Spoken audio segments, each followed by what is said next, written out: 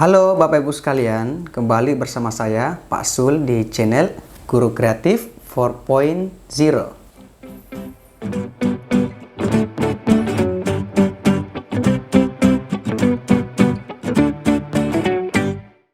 Oke, baik Bapak Ibu sekalian, bismillahirrahmanirrahim.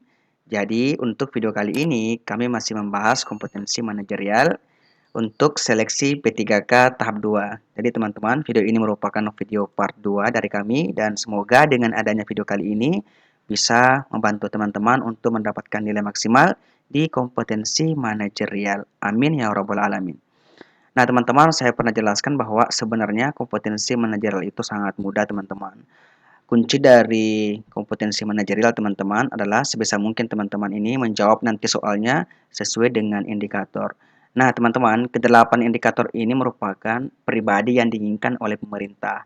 Nah, nanti teman-teman diharapkan ketika teman-teman sudah menjadi seorang pegawai P3K, teman-teman memiliki kedelapan sikap ini atau kedelapan indikator ini. Yang pertama adalah integritas. Nah, nanti teman-teman diharapkan menjadi pribadi yang jujur, taat kepada aturan, tidak korupsi, tidak kolusi, dan tidak nepotisme. Kemudian kerjasama, teman-teman nanti diharapkan mampu menjalin hubungan dengan sesama rekan kerja. Kemudian komunikasi, teman-teman diharapkan mampu mengemukakan pendapat dengan baik, logis. Orientasi pada hasil adalah teman-teman diharapkan memiliki sifat yang berkomitmen terhadap hasil kepada tujuan yang ingin teman-teman capai.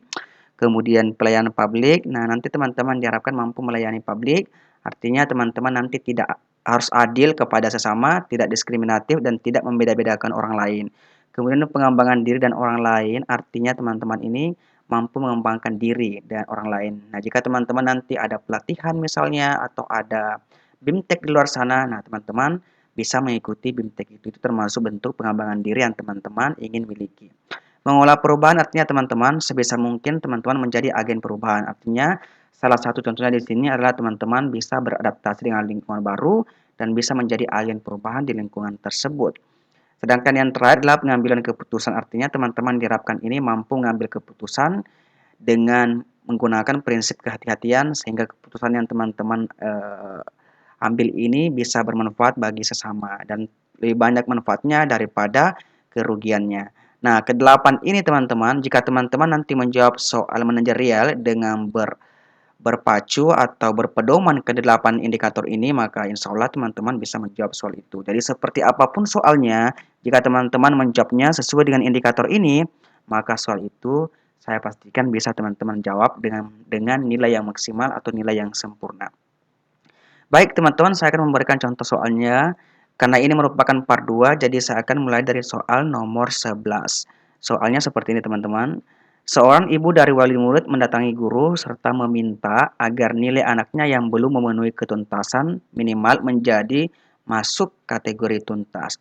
Pernyataan yang paling patut digunakan guru untuk menanggapi hal tersebut adalah A. Sebagai wali kelas, saya senang dan bangga atas kepedulian ibu pada prestasi Ananda. Ini awal yang baik untuk membicarakan bagaimana cara tepat meningkatkan cara belajar putra ibu sehingga prestasinya dapat meningkat. B. Baiklah, saya ada cara yang lebih prosedural dan baik untuk meningkatkan prestasi Ananda dengan tidak mengontrol nilai begitu saja. C. Kalau boleh saya menasihati ibu, sebaiknya kita tidak melakukan cara manipulasi nilai dengan menambah poin nilai anak Anda, walaupun bisa saja saya menambah nilai itu. D. Saya kira ini cara yang tidak bagus. Ini sangat berbahaya dan tidak mendidik. Kalau permintaan ibu saya penuhi, bagaimana jika yang lain menginginkan hal yang sama? Dan E. Baiklah, demi kebaikan anak Anda dan rasa hormat saya sama ibu, saya akan usahakan meningkatkan poin nilai anak Anda hingga melebihi batas ketuntasan minimal. Nah, Bapak Ibu, ketika kita lihat secara sekilas soal ini, Bapak Ibu, ada dua indikatornya. Yang pertama adalah pelayanan publik, artinya bagaimana kita ini memberikan nilai sesuai dengan nilai yang didapatkan anak tersebut. Jadi kita harus adil dan tidak membeda-bedakan dan tidak terpengaruh kepentingan pribadi, golongan maupun masyarakat. Nah, Bapak Ibu, untuk soal ini ada dua indikator. Yang pertama adalah integritas dan kedua adalah komunikasi. Sebisa mungkin teman-teman, coba teman-teman cari opsi di A, B, C, D ini teman-teman, yang teman-teman ini memberikan bahasa yang santun, bahasa yang baik agar ibu itu tidak tersinggung. Nah, untuk soal ini Bapak Ibu, yang paling benar adalah bagian A. Sebagai wali kelas, saya senang dan bangga atas kepedulian Ibu pada prestasi anak Anda. Ini awal yang baik untuk membicarakan bagaimana cara tepat meningkatkan cara belajar putra Ibu, sehingga prestasinya dapat meningkat. Jelas ya Bapak Ibu untuk soal nomor 11? Oke, next Bapak Ibu kita ke soal nomor 12. Soalnya seperti ini Bapak Ibu. Anda adalah guru yang mendapatkan tugas dari kepala sekolah untuk melakukan sebuah penelitian yang berkaitan dengan metode pembelajaran untuk peserta didik agar dapat meningkatkan efektivitas sistem pembelajaran di sekolah. Namun, sekolah tidak memiliki dana untuk mengadakan penelitian tersebut. Bagaimana Anda menyikapi persoalan tersebut? Nah, teman-teman sekilas, jika teman-teman membaca soalnya, nah soal ini arahnya ke pengembangan diri dan orang lain. Nah, A, saya akan mengajukan proposal penelitian saya pada penelitian yang diselenggarakan pemerintah agar mendapatkan bantuan dana sehingga mampu menyelesaikan penelitian secara optimal. B. Saya akan tetap melaksanakan tugas penelitian tersebut sampai tuntas dengan memanfaatkan fasilitas yang ada secara optimal dan tidak akan menyurutkan semangat saya dalam memberikan hasil yang terbaik. C. Saya akan menolak secara halus tugas yang diberikan oleh kepala sekolah apabila saya merasa kurang siap dalam menyelesaikannya. Dan D. Saya merasa kurang tertarik dengan tugas yang diberikan kepala sekolah apabila kurang mendapatkan dukungan dana yang dibutuhkan. Dan E. Saya akan meminta bantuan dari rekan guru lain untuk menyelesaikan penelitian saya. Nah, Bapak Ibu, sebenarnya Bapak Ibu untuk soal ini gampang sekali. Ini arahnya ke pengembangan diri dan orang lain. Dan yang kedua, indikator yang kedua adalah fokus kepada hasil yang ingin kita dapatkan. Nah, teman-teman untuk soal ini, nah teman-teman silakan cari saja opsi jawaban teman-teman yang kira-kira menurut teman-teman ini fokusnya itu pengembangan diri. Ketika kita diberikan tugas, maka kita akan mengambil tugas itu dengan tujuan agar kita lebih bisa berkembang. Nah, untuk soal ini teman-teman, jawaban yang benar adalah bagian B. Inilah inilah opsi jawaban yang mendapat nilai full atau nilai sempurna. Nah, ketika ada masalah seperti ini, teman-teman diberikan tugas oleh kepala sekolah, teman-teman, apalagi berkaitan dengan metode pembelajaran, namun sekolah tidak memiliki dana untuk penelitian tersebut. Nah, teman-teman bisa tetap melaksanakan tugas penelitian tersebut sampai tuntas dengan memanfaatkan fasilitas yang ada secara optimal dan tidak akan menyurutkan semangat teman-teman dalam memberikan hasil yang terbaik. Jelas ya teman-teman untuk soal nomor 12. Next kita ke soal nomor 13. Soalnya seperti ini. Anda diterima sebagai guru di SMA swasta yang ada di Surabaya, sedangkan tempat tinggal Anda di kota lain yang membutuhkan waktu tempuh 2 jam untuk sampai sekolah. Anda mengajar di sekolah tersebut selama 6 hari kerja. Selain itu, Anda juga diminta pihak sekolah untuk mengerjakan tugas administrasi di luar jam kerja. Apa yang akan Anda lakukan? Nah, teman-teman, untuk soal ini, jadi arahnya adalah mengelola perubahan. Jadi soal ini teman-teman indikatornya adalah mengelola perubahan. Salah satu indikator dalam mengelola perubahan adalah sebisa mungkin teman-teman bisa menjadi agen perubahan atau sebisa mungkin teman-teman bisa beradaptasi di lingkungan kerja teman-teman, baik di lingkungan yang lama maupun dengan di lingkungan yang baru. Itu adalah indikator dari mengelola perubahan. Nah, kita lihat opsi A teman-teman. Sementara saya akan bertahan sambil mencari lowongan kerja di dekat rumah. B. Saya akan tetap menjalankan tugas saya sebagai guru dengan sebaik-baiknya meskipun tempat mengajar jauh dan banyak tugas tambahan yang harus diselesaikan. C. Saya sering merasa kelelahan. Nah, teman-teman ini sudah pasti salah, sudah arahnya negatif kelelahan. D. Saya merasa terpaksa. Ini juga teman-teman, ada kata terpaksa, arahnya negatif juga. Saya akan tetap bertahan menjadi guru di sekolah tersebut dengan meminta dispensasi tidak diberi tugas tambahan di luar jam mengajar karena rumah terlalu jauh.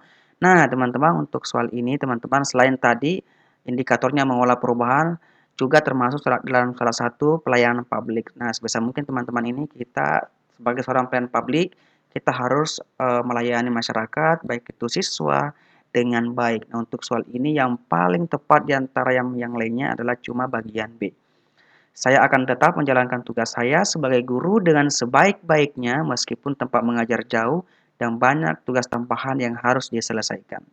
Jelas ya Bapak Ibu untuk soal nomor 13 ini. Next kita akan ke soal nomor 14. Soalnya seperti ini Bapak Ibu. Saat ini Anda adalah seorang guru yang sedang izin belajar untuk studi S2.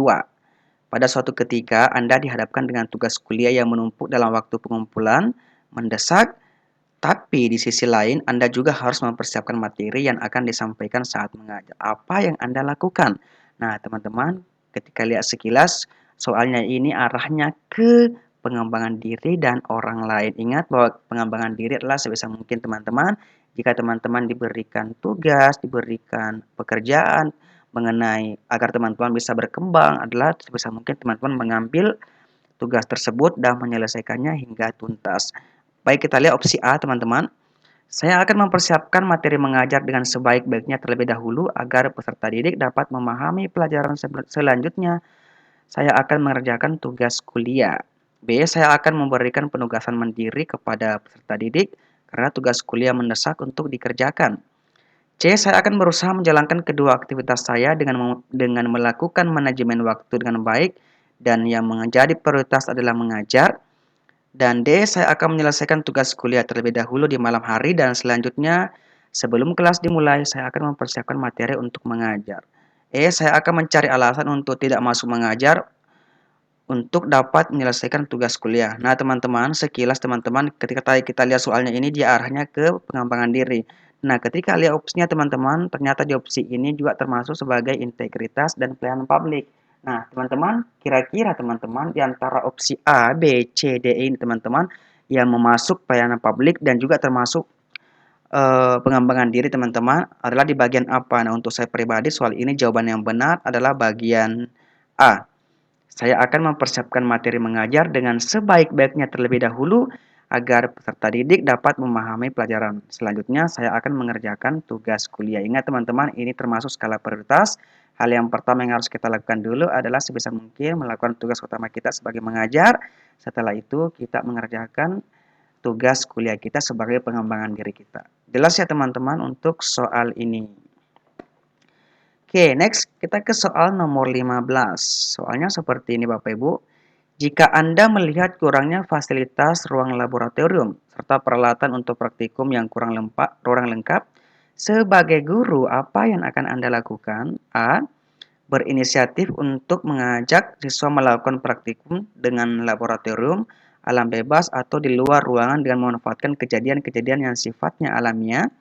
B. Berupaya untuk mengkomunikasikan terbatasnya fasilitas kepada pihak sekolah dan memberikan solusi untuk mengatasinya. C. Menciptakan laboratorium temporari dengan cara meminjam kelas lain yang kosong untuk dijadikan sebagai ruang laboratorium sementara sampai ada solusi untuk menjawab persoalan tersebut. Dan D. Berupaya mengoptimalkan apa yang sudah ada di sekolah secara maksimal. Dan E. Menyerahkan segala permasalahan tersebut untuk diselesaikan sendiri oleh pihak sekolah. Nah, teman-teman, untuk soal ini arahnya ke pelayanan publik juga, teman-teman. Nah, sebisa mungkin teman-teman diharapkan mampu berinovasi atau mampu mendapatkan solusi dari permasalahan yang ada. Nah, teman-teman lihat bahwa ternyata di sekolah kita ini sangat kurang sekali peralatan laboratorium. Nah, solusi yang tepat untuk masalah ini adalah bagaimana supaya kita berinisiatif untuk mengajak siswa melakukan praktikum dengan laboratorium alam bebas atau di luar ruangan dengan memanfaatkan kejadian-kejadian yang sifatnya alamiah. Nah, oleh karena itu jelas sekali bahwa opsi A adalah jawaban yang paling benar untuk soal nomor 15. Oke, next Bapak Ibu, soal nomor 16, soalnya seperti ini. Saat ini, Anda baru 3 bulan bekerja sebagai guru pengganti mata pelajaran matematika yang mengajar sebanyak 5 kelas, sehingga jadwal mengajar menjadi padat serta ditambah tugas non-akademik. Beberapa peserta didik merasa kesulitan sehingga nilai ulangannya rendah. Apa yang akan Anda lakukan dalam menghadapi situasi tersebut? A. Meminta bantuan pada peserta didik lain yang lebih pandai untuk mengajari. B. Meminta beberapa peserta didik tersebut mengikuti les pelajaran di luar sekolah. Dan C. Menganjurkan peserta didik yang mendapatkan nilai rendah untuk belajar kelompok karena Anda sibuk dengan tugas non-akademik di sekolah. Dan D. Menegur peserta didik tersebut agar mereka belajar lebih rajin dengan tujuan mereka menjadi sadar. Dan E. Memberikan pelajaran tambahan di luar jam belajar mengajar bagi peserta didik yang mendapat nilai rendah meskipun sibuk karena sudah menjadi tanggung jawab saya. Nah, teman-teman, untuk soal nomor 16 ini arahnya ke integritas. Sebisa mungkin teman-teman ini menjadi seorang ASN nanti yang taat kepada aturan, bertanggung jawab terhadap tugas yang teman-teman sudah punya. Selain itu teman-teman, indikator dari soal ini juga termasuk pelayanan publik, bagaimana teman-teman supaya bisa melayani masyarakat ini termasuk siswa dengan baik, dengan pelayanan yang maksimal. Oleh karena itu untuk soal ini yang paling tepat adalah bagian E, memberikan pelajaran tambahan di luar jam belajar mengajar bagi peserta didik yang mendapat nilai rendah meskipun sibuk, karena ini sudah menjadi tanggung jawab saya. Oke, jelas ya Bapak Ibu untuk soal nomor 16. Next kita ke soal nomor 17. Soalnya seperti ini Bapak Ibu. Seorang anak berminat pada kelompok peminatan bidang ilmu pengetahuan sosial ketika memiliki studi lanjut ke SMA. Namun, orang tua berkuku agar anaknya memiliki peminatan pada bidang ilmu pengetahuan alam. Orang tua menginginkan anaknya menjadi dokter agar masa depannya terjamin. Menurut si anak, ia merasa tidak mampu jika studi lanjut di kedokteran dan kurang meminati mata pelajaran ilmu biologi, matematika, serta fisika kimia. Sebagai wali kelas, apa yang akan Anda lakukan? A. Menasihati anak untuk patuh pada orang tuanya yang telah memilihkan masa depan yang baik karena tidak ada orang tua yang berminat menjerumuskan anaknya. B. Memberikan saran kepada kedua orang tua dan si anak untuk memilih bidang peminatan yang sesuai. C. Menyarankan kepada si anak untuk menyampaikan pada orang tua bahwa dirinya tidak berminat dan merasa tidak mampu kuliah pada jurusan kedokteran. D. Melakukan kunjungan rumah dengan membawa data prestasi si anak sebagai bahan diskusi dengan agar orang tua memahami potensi anaknya. Dan E. Bersama guru BK, Anda sebagai guru kelas akan memfasilitasi pertemuan antara orang tua dengan siswa dan Anda akan mendiskusikan bersama-sama dengan menggunakan data-data sebagai dasar keputusan yang objektif. Nah, teman-teman, untuk soal ini adalah hal yang ingin dilihat adalah bagaimana teman-teman ini bisa mengambil keputusan yang baik dengan melibatkan indikator kerjasama dan pengambilan keputusan. Ingat, ketika kita mengambil keputusan, sebisa mungkin ini kita menerapkan prinsip kehati-hatian agar keputusan yang kita ambil ini teman-teman dapat bermanfaat. Nah, untuk soal ini teman-teman, di antara opsi A, B, C, D ini teman-teman yang eh, yang yang termasuk dalam indikator memilih keputusan yang baik teman-teman adalah di bagian B. Jadi ketika ada masalah seperti ini, solusinya adalah kita bersama guru BK dan Anda sebagai guru kelas akan memfasilitasi pertemuan antara orang tua dengan siswa dan Anda akan mendiskusikan bersama-sama dengan menggunakan data-data sebagai dasar keputusan yang objektif. Jelas ya Bapak Ibu untuk soal nomor 17. Next kita ke soal nomor 18. Soalnya seperti ini Bapak Ibu. Seorang guru menegur salah satu siswa saat mata pelajaran sedang berlangsung karena ia tidak mendengarkan penjelasan dari guru dan malah bermain handphone. Pernyataan yang patut digunakan guru untuk siswa tersebut adalah A. Sini berikan kepada saya handphonenya, kamu waktunya pelajaran malah main handphone sendiri. B. Kamu sedang melakukan apa dengan handphone itu? Ayo, matikan dan segera fokus pada penjelasan pelajaran ini. C. Tolong simpan dulu handphonenya, saat ini sedang pelajaran kamu dapat menggunakannya nanti pada jam istirahat atau setelah pulang sekolah. D. Berikan handphonenya ke saya, kamu tidak menghargai guru. Jika tidak ingin mengikuti pelajaran, silakan keluar dari kelas. Dan E. Tanpa pernyataan, saya merampas handphone siswa sambil terus menjelaskan pelajaran. Nah, Bapak Ibu untuk soal ini adalah termasuk dari indikator pelayanan publik dan komunikasi. Nah, teman-teman sebagai pelayanan publik ini, teman-teman harus mampu berkomunikasi dengan baik kepada siswa, agar kalimat atau perkataan yang teman-teman ini utarakan ini termasuk santun dan tidak menyinggung peserta didik. Artinya teman-teman ini perkataan teman-teman ini dapat didengar oleh anak didik kita. Nah, untuk soal ini teman-teman, opsi A, B, C, D ini yang termasuk komunikasi yang santun itu hanya terdapat pada opsi bagian C. Jadi ada kata tolong simpan dulu HP-nya saat ini karena saat ini sedang pelajaran. Kamu dapat menggunakannya nanti pada jam istirahat atau setelah pulang sekolah. Jelas ya Bapak Ibu? Jadi untuk soal nomor 18 ini indikatornya adalah komunikasi. Next kita ke soal nomor 19 Bapak Ibu. Soalnya seperti ini. Ada siswa Anda yang berakhlak baik memiliki prestasi belajar rendah. Bila dalam ujian akhir nanti tidak mendapatkan nilai yang baik, maka tidak bisa naik kelas. Kebetulan anak Anda sendiri ini memiliki prestasi belajar yang tinggi di kelas dan sebangku dengan siswa tersebut. Menurut Anda, tindakan terbaik yang dilakukan adalah A. Meminta anak saya membantu memberitahukan jawaban untuk soal-soal yang dianggap sulit. B. Meminta anak saya untuk tidak mempedulikan masalah yang dihadapi temannya. C. Mengingatkan anak saya untuk tidak membantu orang lain dengan cara yang keliru. D. Mengingatkan pentingnya belajar dan kejujuran serta meminta anak saya untuk belajar bersama temannya tersebut untuk mempersiapkan ujian. Dan E. Membantu anak yang terancam tidak naik kelas dan menekankan pentingnya lulus ujian bagi anak maupun sekolah. Nah, teman-teman, untuk soal ini teman-teman arahnya ke integritas. Bagaimana teman-teman menjadi pribadi yang jujur dan taat kepada aturan. Nah, solusi ketika ada masalah seperti ini adalah yang paling bagus adalah mengingatkan pentingnya belajar dan kejujuran serta meminta anak saya untuk belajar bersama temannya tersebut untuk mempersiapkan ujian. Jelas ya Bapak Ibu untuk soal nomor 19. Next ke soal nomor 20 maksud saya di sini. Soalnya seperti ini. Seorang guru memberikan tugas di kelas, tugas tersebut termasuk tugas baru dan tergolong sulit. Beberapa siswa mengerjakannya dengan baik dan beberapa siswa masih kurang maksimal. Bagaimana cara menyampaikan pada siswa yang masih kurang maksimal agar tidak menyinggung perasaan dan lebih memotivasi mereka untuk mengerjakan lebih baik lagi? Nah, teman-teman, untuk soal ini jelas sekali arahnya ke komunikasi. Bagaimana teman-teman agar mampu berkomunikasi dengan santun kepada anak didik kita maupun teman-teman sekantor kita atau rekan-rekan guru yang lain. A. Seharusnya jika kamu kurang paham pelajaran ini, kamu dapat bertanya kepada teman-temanmu yang lebih paham agar hasilnya tidak seperti ini. B. Hasil pekerjaanmu ini sudah cukup baik. Tetap semangat dan tingkatkan terus prestasi belajarmu agar setara dengan yang lainnya. C. Saya senang kamu sudah mengerjakan tugas ini. Saya yakin kamu memiliki kemampuan untuk mengerjakan yang lebih baik lagi. D. Bagaimana bisa kamu mengerjakan seperti ini sedangkan teman-teman kamu yang lain bisa mengerjakan dengan baik? D. Kalian ini tidak ada perubahan sama sekali. Kelemahan seperti ini jangan dipertahankan. Nah, teman-teman, untuk soal ini yang paling santun bahasanya ada di bagian C. Saya senang kamu sudah mengerjakan tugas ini. Saya yakin kamu memiliki kemampuan untuk mengerjakan yang lebih baik lagi. Nah, teman-teman, opsi B juga teman-teman ini benar. Tapi lebih benar lagi kalau bagi teman-teman pilih opsi C untuk soal ini.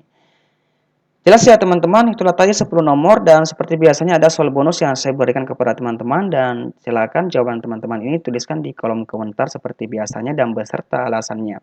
Soalnya seperti ini, Anda memiliki beban mengajar yang tinggi dalam seminggu. Di samping itu, Anda menjadi salah satu pengurus inti koperasi sekolah untuk mensejahterakan warga sekolah. Apa yang Anda lakukan? A. Saya berbagi tugas dengan pengurus inti lainnya dalam mengolah koperasi sehingga tidak mengganggu tugas mengajar. B. Saya mengutamakan tugas mengajar dengan sedikit mengabaikan tugas sebagai pengurus koperasi sekolah. C. Saya melaksanakan tugas mengajar yang diselingi dengan melaksanakan tugas-tugas pengurus koperasi sekolah. D. Saya berusaha untuk menolak penugasan koperasi sekolah karena bisa mengganggu tugas mengajar. Dan E. Saya mengutamakan tugas pengurus koperasi sekolah walaupun tugas mengajar kurang terlaksana. Nah, teman-teman silahkan dituliskan jawabannya di kolom komentar. Nah, untuk video kali ini teman-teman cukup sekian dari saya. Nah, jika teman-teman masih kurang paham, teman-teman silahkan saja request untuk video part 3-nya. Insya Allah kami akan rilis mungkin di video berikutnya. Terima kasih. Wassalamualaikum warahmatullahi wabarakatuh. Dan semoga teman-teman lulus P3K tahap 2. Amin ya rabbal alamin.